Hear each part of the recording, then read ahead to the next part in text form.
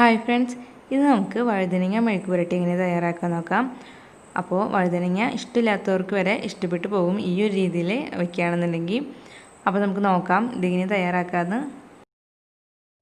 ഇപ്പോൾ ഞാനിവിടെ കുറച്ച് വഴുതനങ്ങ കട്ട് ചെയ്തെടുത്തിട്ടുണ്ട്.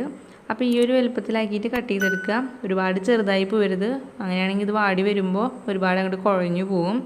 അപ്പോൾ ഈ ഒരു വലുപ്പത്തിലാക്കിയിട്ട് കട്ട് ചെയ്തെടുക്കുക. പിന്നെ വഴുതനങ്ങ നന്നായി കഴുകിയതിന് ശേഷം മാത്രം കട്ട് ചെയ്ത് കൊടുക്കുക. കട്ട് ചെയ്തതിന് ശേഷം കഴുകരുത്. ഇനി നമുക്കൊരു ചീനച്ചട്ടി വെച്ചിട്ട് ചൂടാവുമ്പോൾ അതിലേക്ക് കുറച്ച് വെളിച്ചെണ്ണ ഒഴിച്ചു കൊടുക്കാം. അപ്പോൾ വെളിച്ചെണ്ണയായിരിക്കും ഒന്നും കൂടി ഇതിന് നല്ല ടേസ്റ്റ് ഉണ്ടാവുക. അപ്പോൾ വെളിച്ചെണ്ണ ഒന്ന് ചൂടായി വരുമ്പോൾ ഇതിലേക്കൊരു 8 or 10 ചുവന്നുള്ളി നന്നായി ചതച്ചിട്ട് ഇട്ട് കൊടുക്കാം. പിന്നെ ഒരു 5 or 6 അല്ലി വെളുത്തുള്ളി കൂടി ചതച്ചിട്ട് കൊടുക്കുക. പിന്നെ കുറച്ച് കറിവേപ്പിലയും കൂടി ഇട്ട് കൊടുത്തിട്ട് ഇത് നന്നായി ഒന്ന് മൂപ്പിച്ചെടുക്കണം. അപ്പോൾ ഇതിലേക്ക് ഞാനൊരു 3 വറ്റൽമുളകും കൂടി പൊട്ടിച്ചിട്ട് കൊടുക്കുന്നുണ്ട്.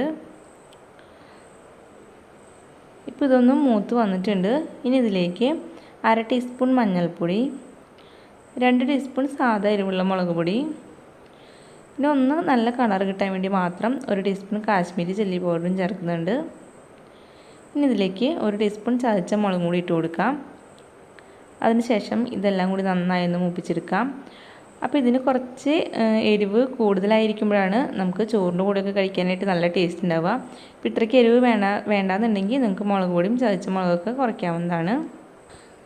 ഇപ്പോൾ ഇത് നന്നായി മൂത്ത് വന്നിട്ടുണ്ട്. ഈ സമയത്ത് നമുക്കിതിലേക്ക് കട്ട് ചെയ്ത് വെച്ചിട്ടുള്ള വഴുതനങ്ങ ഇട്ട് കൊടുക്കാം. പിന്നെ ഇതിലേക്ക് ആവശ്യത്തിനുള്ള ഉപ്പും കൂടി ഇട്ട് കൊടുക്കാം. അതിനുശേഷം നന്നായി ഒന്ന് മിക്സ് ചെയ്ത് കൊടുക്കുക. അപ്പോൾ നമ്മൾ വഴുതനങ്ങ കട്ട് ചെയ്തതിന് ശേഷം കഴുകുകയാണെന്നുണ്ടെങ്കിൽ ഈ വഴുതനങ്ങയിലൊക്കെ കുറച്ച് വെള്ളം നനവൊക്കെ ഉണ്ടാവും. അപ്പോൾ നമ്മൾ ഇതുണ്ടാക്കുമ്പോൾ ആകെ ഇത് കുഴഞ്ഞു പോവും.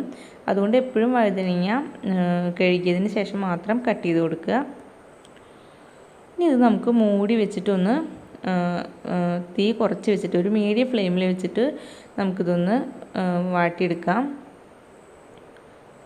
അപ്പോൾ ഇടയ്ക്കൊക്കെ നമ്മൾ ഒന്ന് തുറന്ന് ഇളക്കി കൊടുക്കണം. പിന്നെ മീഡിയം ഫ്ലെയിമിൽ വെച്ചാൽ മതിയാവും.